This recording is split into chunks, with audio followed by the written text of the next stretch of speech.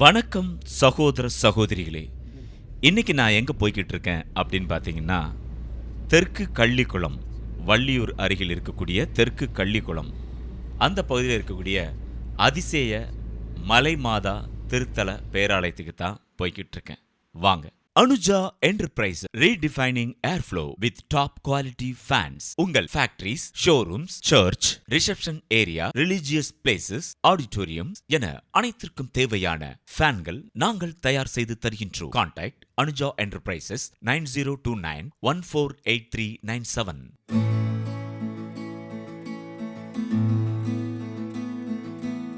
ரொம்ப நாளாக இந்த ஊருக்கு போகணும்னு எனக்கு ஒரு ஆசை. அதனால் இந்த ஊருக்கு இன்னைக்கு நான் வந்துட்டேன். நிறைய வீடுகள், அது போகிற வழியிலே பார்த்தீங்கன்னா ஒரு அருமையான மாதா கெபி ஒன்று இருந்தது. அதையெல்லாம் தாண்டி வந்தோம் அப்படின்னா இந்த அதிசய மலை மாதா ஆலயம் இங்கே இருக்கின்றது.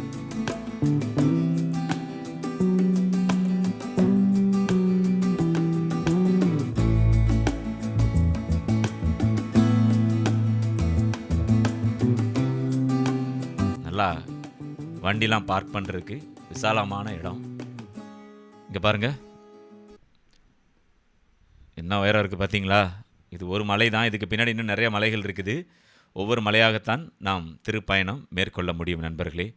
இங்கே பாருங்கள், இதில் சிலுவை பாதைக்கான அனைத்து விஷயங்களுமே அங்கே இருந்தது. ஸ்தலங்கள் எல்லாமே அங்கே குறிப்பிடப்பட்டிருந்தது. இந்த மலையில் எப்படி சிலுவை பாதை போகிறாங்கன்னு தெரியலங்க. ஒரு கடினமான ஒரு சிலுவை பாதையாகத்தான் இருக்கும். இயேசு கிறிஸ்து இதை விட கடினமான பாதைகளில் பயணித்து தான் சிலுவையில் அறையப்பட்டு இறந்து போயிருப்பார் இல்லையா? இங்கே பாருங்கள், எப்படிப்பட்ட மலையும் பார்த்தீங்களா? நான் போகும்போது மதியம் 2 மணி, நல்ல வெயில். எப்படி ஏற போகிறோமோ தெரியலையே அப்படின்னு நினச்சிட்டு இந்த மலை அடிவாரத்திற்கு நான் சென்றேன்.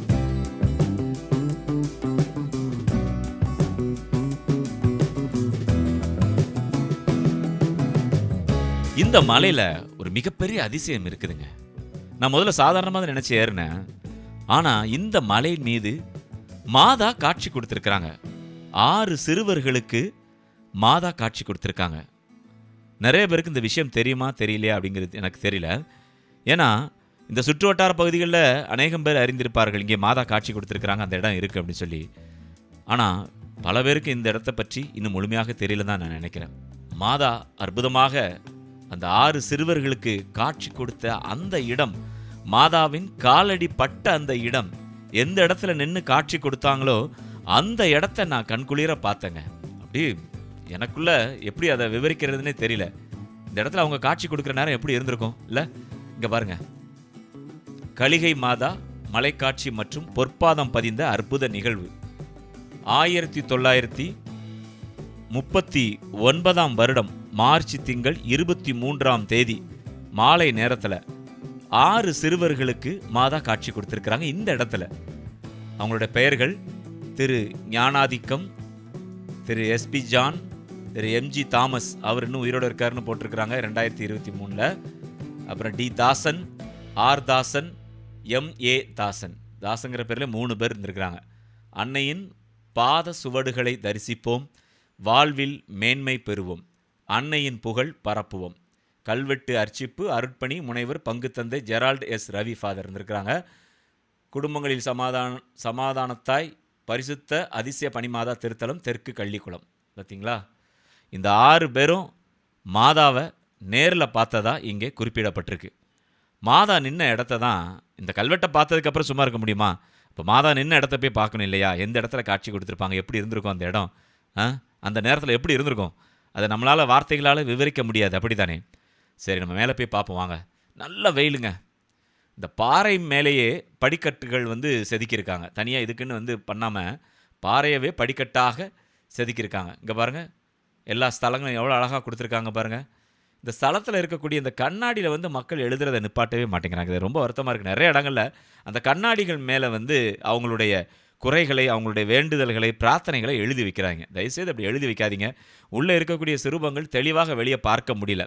அது மிகப்பெரிய ஒரு தவறு. அப்படி பண்ணக்கூடாது. மலை மேலே நம்ம ஏறும்போதே அந்த பக்கத்தில் பாருங்கள், அழகான ஒரு மாதாவின் சொரூபம் ஒரு ஆள் உயரத்துக்கு இருந்தது. கீழேருந்து பார்க்கும் பொழுதே அந்த அற்புத காட்சியும் என்னால் பார்க்க முடிந்தது நண்பர்களே. வாங்க மலை ஏறுவோம். அடிக்கிற வெயில் வெறுங்காலில் நடக்க முடியுமா சொல்லுங்கள்? அப்படி இருந்தது இந்த இடம். அப்படியே கொஞ்சம் கொஞ்சமாக ஏறி மேலே போனோம். இங்கே பாருங்கள், மலை கொஞ்ச நேரம் தான் ஏறின மாதிரி இருந்தது, ஆனால் எவ்வளவோ அடி உயரங்கள் போன மாதிரி இருந்தது திரும்பி பார்க்கும்போது. ஆனால் நீங்கள் தயவுசெய்து திரும்பி பார்த்துட்டே மலை மீது ஏறாதீங்க. சைடில் பக்கவாட்டில் கம்பிகள் கொடுத்துருக்காங்க, அந்த கம்பிகளை பற்றி கொள்ளுங்கள். ஏன்னா சில படிகள்லாம் வந்து பார்த்திங்கன்னா செங்குத்தாக இருக்குது. ரொம்ப கவனமாக நாம் வந்து இந்த மலை மேலே வந்து ஏறணும் சகோதரர்களே. நீங்கள் அதை வந்து ரொம்ப ஜாக்கிரதையாக ஹேண்டில் பண்ணுங்கள். இங்கே பாருங்கள், நான் இங்கேருந்து ஓரளவுக்கு தான் ஒரு கால்வாசி தான் ஏறியிருப்பேன். அங்கேருந்து அந்த கீழே பார்க்குறேன், அவ்வளோ உயரத்துக்கு வந்துட்டேன். தூரத்தில் ஒரு கோபுரம் தெரியுது பாருங்கள், அது வந்து பனிமாதா ஆலயம் கள்ளிக்குளத்தில் தான் இருக்குது, பக்கத்தில் தான், நடந்து கூட போகலாம்.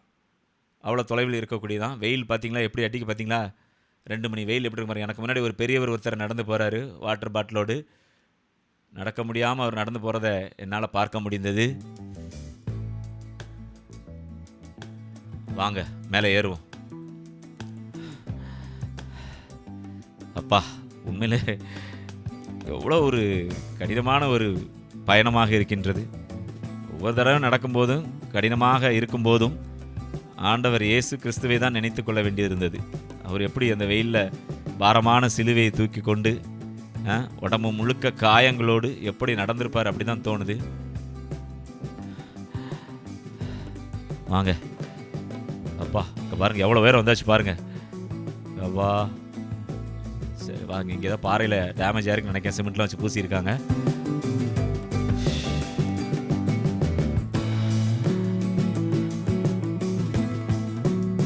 சில படிகள்லாம் கொஞ்சம் டேமேஜாக தான் இருந்தது, அதெல்லாம் சரி பண்ணியிருக்கிறாங்க. இன்னும் சில படிகள் செங்குத்தாக இருக்குது, அதுதான் கொஞ்சம் பயமாகவும் இருக்குது நமக்கு. தயவுசெய்து திரும்பி பார்க்காம நடங்க, அப்படி தான் இருக்குது. இங்கே பாருங்கள், இதெல்லாம் எப்படி எழுதி வச்சுருக்காங்க பாருங்கள்.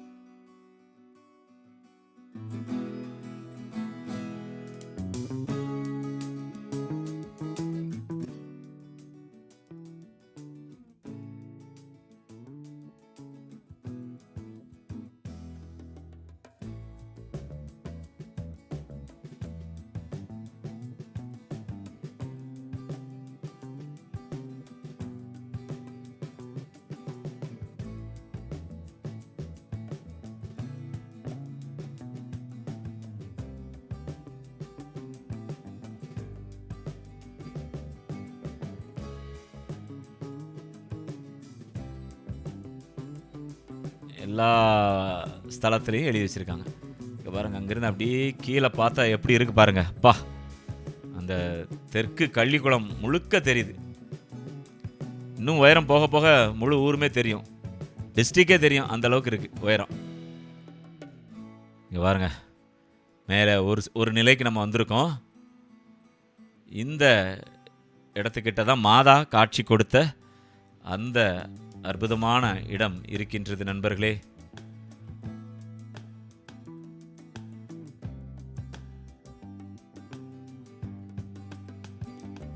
இங்க பாருங்க, இங்க ஒரு கல்வெட்டு இருக்கு பாருங்க. முதல்ல அந்த கல்வெட்டை பாருங்க, என்ன எழுதியிருக்கு பாருங்க.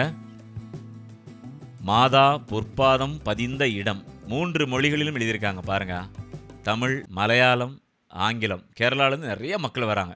23/3/1939 மாதா காட்சி கொடுத்துருக்காங்க இந்த இடத்துல நண்பர்களே. 6 சிறுவர்களுக்கு இந்த அற்புதமான ஒரு பூமி நம்ம ஊர் பக்கத்திலே இருக்குது பாருங்க.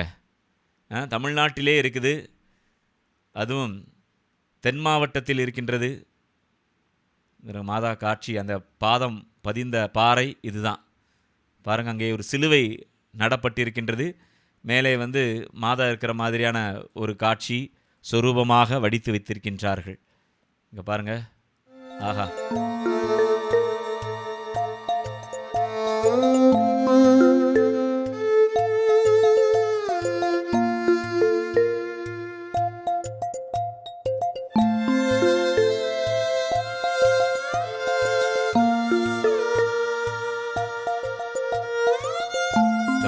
இந்த பாறை தான். இந்த பாறைக்கு மேலே தான் மாதா நின்றுருக்காங்க. இந்த 6 பேரும் ஊரில் உள்ள மக்கள்கிட்ட சொல்லி எல்லாரும் அழைச்சிட்டு வந்து காட்டியிருக்காங்க. இந்த இடத்துல தான் மாதாவை சந்தித்தோம் அப்படின்னு சொல்லி. பாருங்கள் நண்பர்களே, அதில் ஒரு சின்ன கெபி மாதிரி கட்டி வச்சுருக்கிறாங்க. அதிலிருந்து நீங்கள் எல்லாத்தையும் பார்க்கலாம். பொற்பாதம் பட்ட அந்த இடத்தை காண்பதற்காகத்தானே இந்த மலை மீது நாம் ஏறி வருகின்றோம். இங்கே பாருங்கள், அங்கே வந்து பக்கத்தில் கட்டிட வேலை நடந்துட்டுருக்கு. இங்கே பாருங்கள், முழு ஊருமே அப்படியே தெரியுது. ஏறி வந்த பாதையை பார்த்தீங்களா? ஸ்தலங்களை பாருங்கள். இந்த படிக்கட்டுகள் வழியாக தான் நம்ம ஏறி வந்திருக்கோம். பா, எனக்கு அந்த இடத்த விட்டு போகிறதுக்கு மனசே இல்லை நண்பர்களே. மாதா காட்சி கொடுத்த இடம் 1939 இந்த ஏரியா எப்படி இருந்திருக்கும், என்ன மாதிரியான அடிப்படை வசதிகள் இருந்திருக்கும். ஒரு காடு மாதிரி தான் இருந்திருக்கும் இல்லையா? 1939ங்கச்சில் சுதந்திரத்திற்கு முன்பாக தான் அந்த சம்பவம் நடந்திருக்கு. அப்போ இந்த இடம் எப்படி இருந்திருக்கும்? அப்பா, 6 பசங்க இந்த மலையில் வந்து இருந்திருக்காங்க. நிறைய ஆடுகள் இந்த மலைக்கு மேலே மேய்ஞ்சிட்ருக்கு.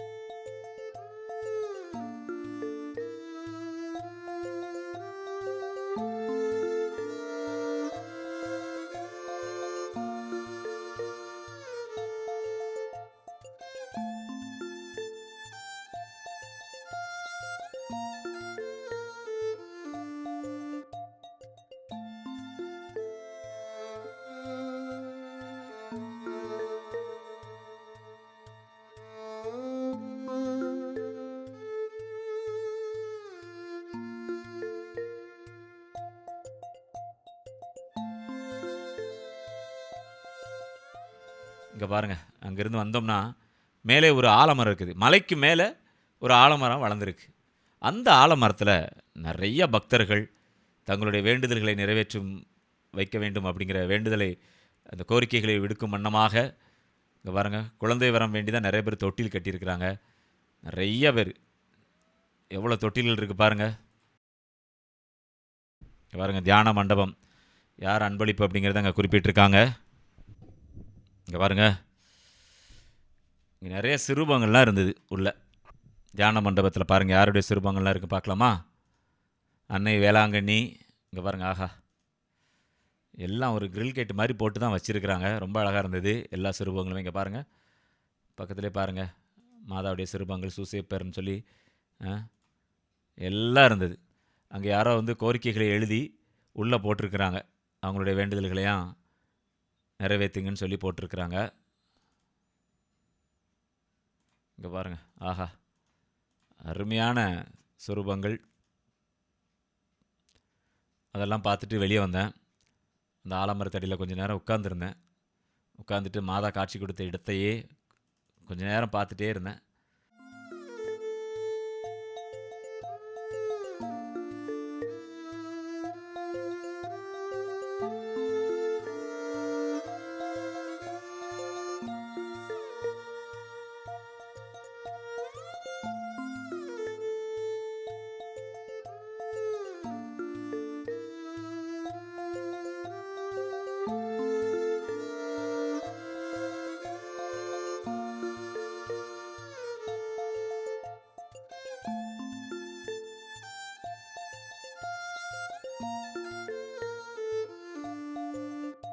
அதற்கு பக்கத்திலே ஒரு அழகான ஒரு கெபி இருக்குது பாருங்கள்.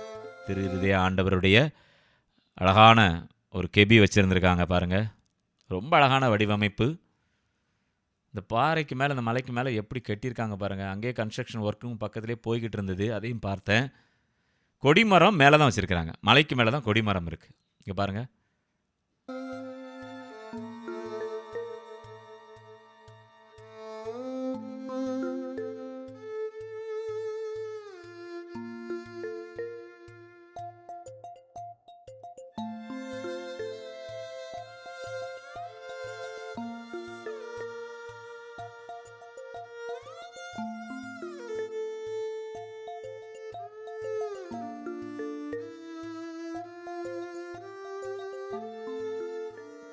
பார்த்தீங்களா? இதில் தான் கொடிமரமே நடப்பட்டு எப்படி இந்த கம்பிகள்லாம் மேலே கொண்டு வந்தாங்கன்னே தெரிலங்க. ஆச்சரியமாக இருக்குது.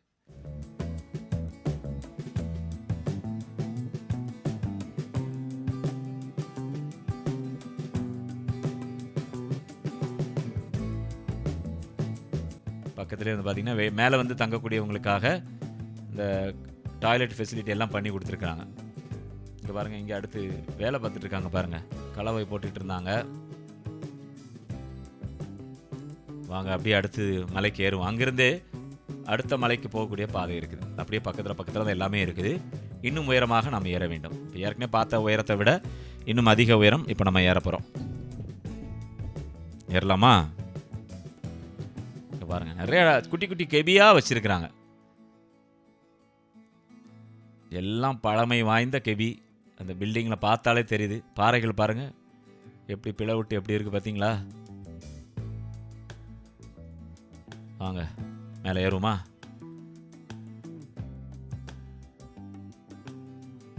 அப்பா, கீழேருந்து உயரத்தை பார்த்தாலே தலை சுற்றுது. சரி வாங்க ஏறுவோம். மனசில் திடம் இருந்தால் போதுங்க, ஏறிடலாம் அப்படிங்கிறது தான் மனசில் நினச்சிட்டு ஏறினேன். இந்த படிக்கட்டெலாம் பாருங்களேன், ரொம்ப சின்னதாக இருக்குது. சின்ன படிகளாக இருக்கிறது. ஆனால் ஒரு நிலையாக இல்லை. நமக்கு மலை மேலே படியை செதுக்கி தர்றதே பெரிய விஷயம். அதில் ஷேப்லாம் பார்த்து கரெக்டாக செதுக்கித்தாங்கன்னு கேட்க முடியாது. இருக்கிறதுல அட்ஜஸ்ட் பண்ணி அப்படி ஏற வேண்டியதான். ஆனால் நல்ல வேளை 2 பக்கமே இந்த கைப்பிடி இது இருக்குது, தூண்கள் இருக்குது. அதனால் அதை பிடிச்சிட்டு நம்ம ஏறி வரலாம். இந்த மலைக்கு மேலே நான் பார்த்த இன்னொரு அதிசயமான விஷயம் என்ன அப்படின்னு பார்த்தீங்கன்னா, மேலே ஒரு செல்ஃபோன் டவர் வச்சுருக்குறாங்க. இதை கொண்டு எப்படி இங்கே கொண்டு வந்து வச்சாங்க, எப்படி எடுத்துகிட்டு வந்திருப்பாங்க அப்படிங்கிற ஒரு ஆச்சரியமாக இருந்தது. இங்கே பாருங்கள், மேலே ஆண்டவர் தெரியுறாரு பாருங்க. தெரியுதா? சிறுபம் தெரியுது, ஆண்டவருடைய சிறுபம் தெரியுது. வாங்க அப்பா, இன்னும் கொஞ்சம் தூரம் தான். மேலப்போமா? பயங்கரமாக மூச்சு வாங்குதுங்க. எவ்வளோ அடி உயரம் பாருங்க.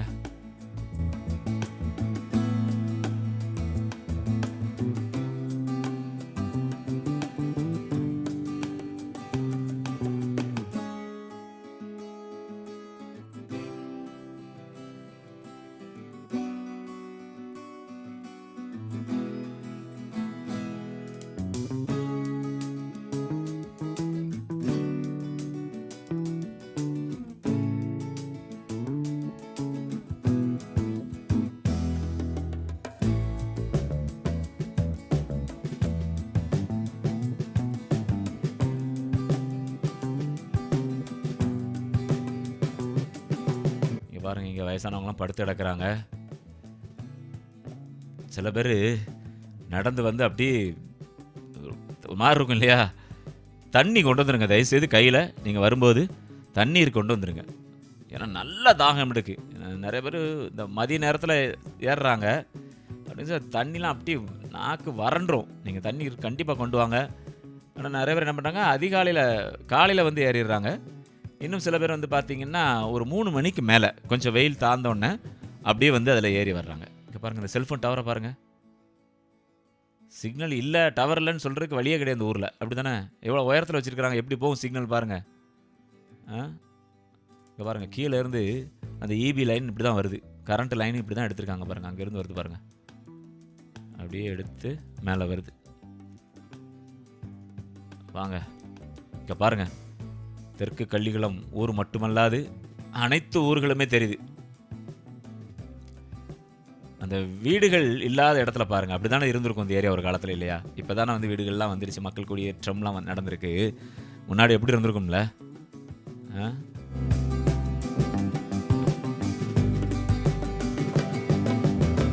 பாருங்க, இங்கே இருந்த ஒரு குருசடியில் ஆண்டவருடைய சிலுவை வச்சிருக்கிறாங்க. உள்ள ஒரு அந்தோனியார் இருக்காரு. அந்த கண்ணாடிலையும் எழுதி வச்சிருக்கிறாங்க மக்கள். உண்மையில ரொம்ப வருத்தமாக இருந்தது. இதெல்லாம் அப்படி எழுதவே கூடாதுங்க. எழுதாதீங்க. உங்களை வேண்டுதல் ஒரு தாளில் எழுதி உள்ள ஆண்டவருடைய காலடியில் வச்சுட்டு போகலாமே. இங்கே பாருங்கள், அதனுடைய பின்பகுதியை பாருங்கள் எப்படி இருக்குன்னு. இப்போ என்ன பண்ண போகிறோம்? இங்கேருந்து இறங்க போகிறோம். இதுலையா நினச்சிடாங்க, அங்கிட்டு படிக்கட்டு இருக்குது. இதில் இறங்கி இன்னொரு மலைக்கு போகிறோம். சரியா?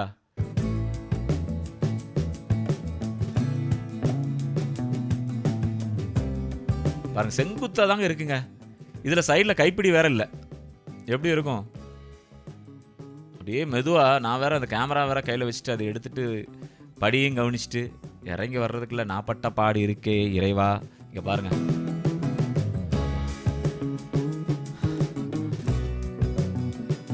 கவனமாக இறங்கணுங்க. சில படி நீளமாக இருக்குது, சில படி 1 அடியில் இருக்குது, சில படி 3 அடியில் இருக்குது. ஆனால் எல்லா இடத்துலையும் லைட் இருக்கிற மாதிரி தான் இருக்குது. எனக்கு என்னமோ நைட் டைமில் நான் இறங்கினதில்லை, பட் எல்லாமே பாருங்கள் போஸ்ட் லேம்ப் எல்லாமே போட்டிருக்காங்க. இப்போ இங்கே இறங்கி அந்த மலைக்கு நம்ம போகணும். பாருங்கள், அங்கே தெரியுதா 2 இடம் தெரியுது பாருங்கள், 2 கெபி இருக்கு அங்கே மேலே. அங்கே தான் நம்ம போக போகிறோம். வாங்க. அப்பா, அருமையான ஒரு இடங்க, உண்மையில அருமையான இடங்க. நீங்கள் மேலே ஏற ஆரம்பித்ததுக்கப்புறம்லாம் வந்து பார்த்தீங்கன்னா நமக்கு அந்த என்ன சொல்ல பயணம் ரொம்ப களைப்பாக இருக்குது அப்படிங்கிற ஃபீல்லாம் இல்லை, பழகிடுச்சு. வரங்கடி மெதுவாக இறங்கும், பார்த்து கவனமாக இறங்கணும். இங்கே பாருங்கள், இங்கே ஒரு இடத்துக்கிட்ட வந்து இறங்கியாச்சு.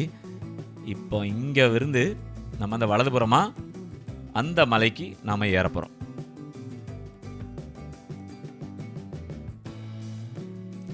புனித பயணம் மேற்கொண்டார்கள் அப்படி சொல்லுவாங்கள்ல, அதை வந்து உணர்ந்தாங்க உண்மையில். இங்கே பாருங்கள், அந்த அப்பமே கட்டியிருக்கிறாங்க. பழைய காலத்தில் கட்டப்பட்ட ஒரு சின்ன குருசடி பாருங்களேன். பாருங்கள், பழைய காலத்து பில்டிங்கிறது நல்லா பாருங்கள். இதில் தான் இறங்கி வந்திருக்கோம் நம்ம.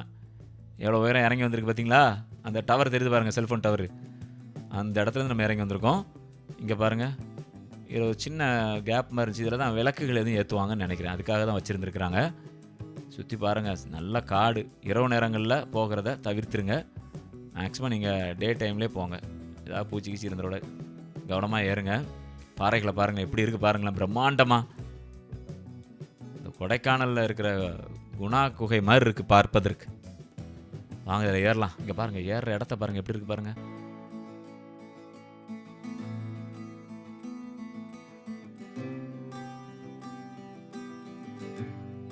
அப்பா, வாங்க இதில் கவனமாக ஏறணும், ரொம்ப கவனமாக ஏறணும். இங்கே பாருங்கள், நல்ல வேளை சைடில் கைப்பிடி ஒரு பக்கம் போட்டிருக்காங்க. அதனால் கொஞ்சம் வயதானவர்கள்லாம் ஏறும்போது இந்த கைப்பிடிகளெலாம் நல்லா பிடிச்சிக்கோங்க. நிறைய பேர் எல்லா மலையும் ஏறணும் அவசியம் கிடையாதுங்க. நீங்கள் அந்த மலையில் ஏறிட்டு அங்கேயே நீங்கள் ஓய்வு எடுத்துகிட்டு இறங்கிறது உங்கள் உடல்நிலை பார்த்து நல்லது, சரிங்களா? நல்லா இருக்கிறவங்க, இன்னும் ஆண்டவருக்காக இன்னும் கடினமான பயணத்தை மேற்கொள்ள வேண்டும் அப்படின்னு நினைக்கிறவங்க இந்த இடத்துக்கு நீங்கள் வாங்க. அடுத்தது இங்கே பாருங்கள், இதில் ஏறி இப்போ அங்கே மேலே ஏறணும். இங்கே பாருங்கள், இங்கெல்லாம் பாறை தான். இதுக்கப்புறம் படிலாம் இருந்த மாதிரி தெரியல. பாறைக்கு மேலே நம்ம நடந்துக்கலாம். வாங்க, கவனம் தேவை. மழை நேரங்களில் ஏறாதீங்க. வந்தாச்சா? இங்கே பாருங்க, அப்பா, நம்ம எங்கே நின்றுருக்கோம் பார்த்தீங்களா? முதல் தடவை அங்கேருந்து இறங்கியிருக்கோம். கீழே இருந்து முதல்ல மேலே அந்த மலைக்கு போய் அந்த மலையிலேருந்து இந்த மலைக்கு வந்திருக்கோம். இப்போ இங்கேருந்து அங்கே போகணும். வாங்க, இங்கேருந்து பார்க்கலாமா இடம் எப்படி இருக்குன்னு. இங்கே பாருங்கள், படிக்கட்டு இருக்கு. வாங்க. அப்பா அப்பாடி, அதாவது ஒவ்வொரு மலைக்கும் இடையில பாலம் போட்ட மாதிரி இருக்குது பாதை. இங்கே பாருங்கள், இங்கே ஒரு அழகான ஆர்ச்சி, கல்லுனால எவ்வளோ அழகாக ஒரு ஆர்ச்சி கட்டியிருக்காங்க. எப்படிங்க அந்த கல்லெல்லாம் தூக்கிட்டு வந்திருப்பாங்க இங்கே வரைக்கும்? எப்படி சம்மந்து கொண்டு வந்திருப்பாங்க? நம்ம கையில் ஒரு கேமரா வச்சுட்டு நடக்கிறதுக்கே நமக்கு சிரமமாக இருக்குது. ஒரு தண்ணீர் பாட்டிலை வச்சுட்டு நடக்கிறதுக்கே பயமாக இருக்குது. எப்படி நடக்க போகிறோமோ தெரியலேன்னு. இங்கே பாருங்கள், எப்படி பாலம் போட்டிருக்காங்க பார்த்தீங்களா? இங்கே பாருங்கள், பாறைக்கு மேலேயே பாலம் போட்டிருக்காங்க அழகா. எப்படி இருக்குது பாருங்கள். தான் இப்போ இந்த இடத்துக்கு நம்ம போகிறாங்க. ஒரு குரங்கு நிற்க பாருங்கள். ஒரே ஒரு குரங்கு தனியாக நின்றுச்சு. கூட்டமாக இருந்தால் தான் கொஞ்சம் டேஞ்சரு. தனியாக நின்னாலும் நம்ம போனோம்னா அதை விரட்டிடலாம், பிரச்சனை இல்லை. வாங்க, இந்த கல் ஆர்ச்சை தாண்டி அப்படியே போகணும். கல் ஆர்ச்சை அப்படியே தாண்டி பாலம் போட்டிருக்காங்க பாருங்கள் அழகா. பாறைக்கு மேலே பார்த்தீங்களா? எப்படி தான் நிற்கும் தெரில. இங்கே போய் அம்மா கீழே பாருங்க.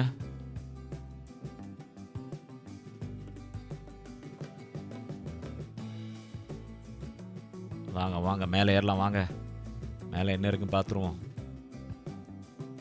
அதாவது ஒரு கடினமான ஒரு சிலுவை பாதை பயணம் மாதிரி இதை ரெடி பண்ணியிருக்கிறாங்க மக்கள் வர்றதுக்கு. கூட்டமாக நீங்கள் வர்ற நேரம் கொஞ்சம் கவனமாகவே வாங்க. நெருக்கடி இருக்கும், ஒருத்தர் தள்ளிடக்கூடாது இல்லையா? அதனால் ரொம்ப ஜாக்கிரதையாக நீங்கள் இங்கே வரும்போது வரணும். இங்கே பார்த்தீங்களா?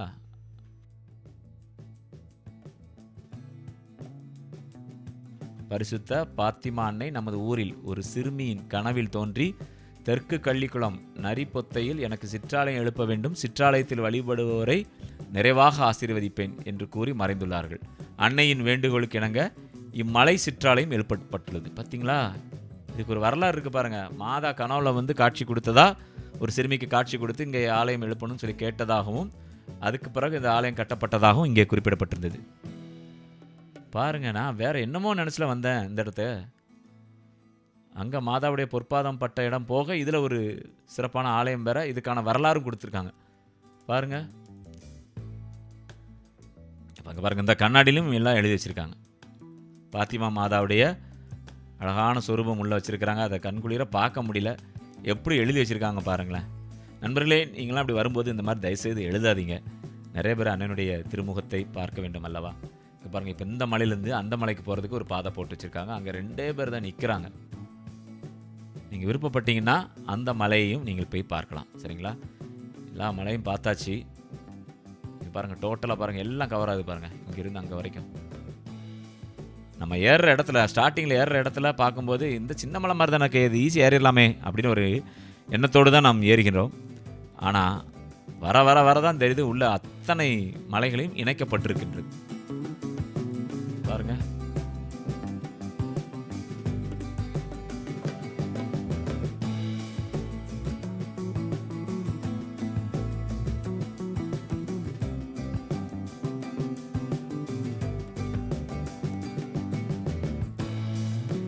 என்ன ஆழம் பார்த்தீங்களா கீழே?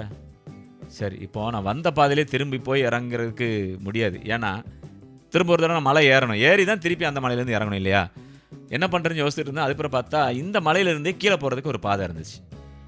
அப்பாடா அப்படின்னு சொல்லிட்டு அந்த பாதையின் வழியாக நான் இறங்க ஆரம்பித்தேன். வாங்க, அங்கே பாருங்க, ஆஹா, அங்கே நிறைய கெபி வச்சுருக்காங்க. அங்கே குட்டி குட்டி கெபி குருசடியாக இருக்குது அதில் எல்லாமே.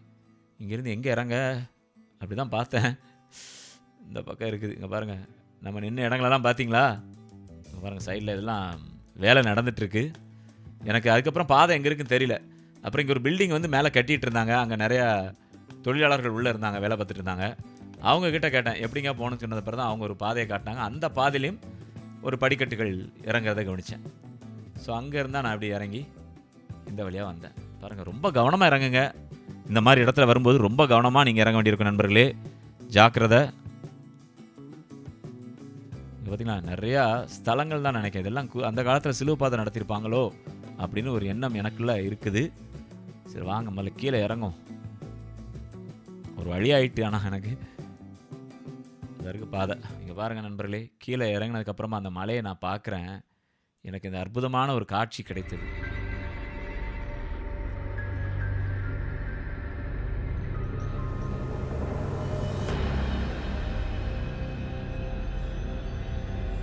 என்ன மாதிரி எதிரொலிக்குன்னு பாருங்களேன். மேலே பாருங்கள், இந்த மேகத்தை பாருங்கள். எனக்கு ஏதோ மாதா காட்சி கொடுத்த மாதிரி அப்படி அந்த மேகத்தினுடைய வடிவம் தெரிந்தது. அதை சுற்றி பாருங்கள், ஒளி கீற்றுகள் மாதிரி இருக்குது பாருங்களேன். இங்கே பாருங்கள், என்னுடைய மொபைலில் நான் உடனடியாக வந்து பதிவு பண்ணேன். இங்கே பாருங்கள் எப்படி இருக்குது பாருங்கள், அந்த இடம் பாருங்கள். மாதா நின்ன இடத்த பார்த்துட்டு இறங்கி வந்து எனக்கு இப்படி ஒரு காட்சி கிடைக்கும்னு நான் எதிர்பார்க்கலங்க. அப்படி இருந்ததுங்க அந்த இடத்துல. அந்த மேகத்தை அப்படி நல்லா உத்து பாருங்க, எப்படி இருக்கு பார்த்தீங்களா? சில நிமிடங்கள் நீடித்த அந்த காட்சியை அங்கே நான் பார்த்து ரசித்து விட்டு அங்கே இருந்து கீழே இறங்கி வந்தேன் நண்பர்களே.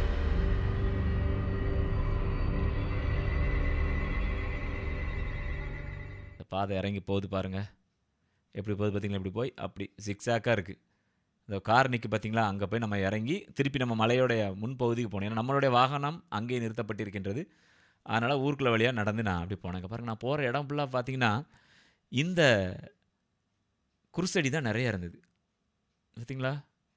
பழைய காலத்தில் உள்ள ஒரு குருசடி, பழைய குருசடி பாருங்கள், நல்லா பாருங்கள்.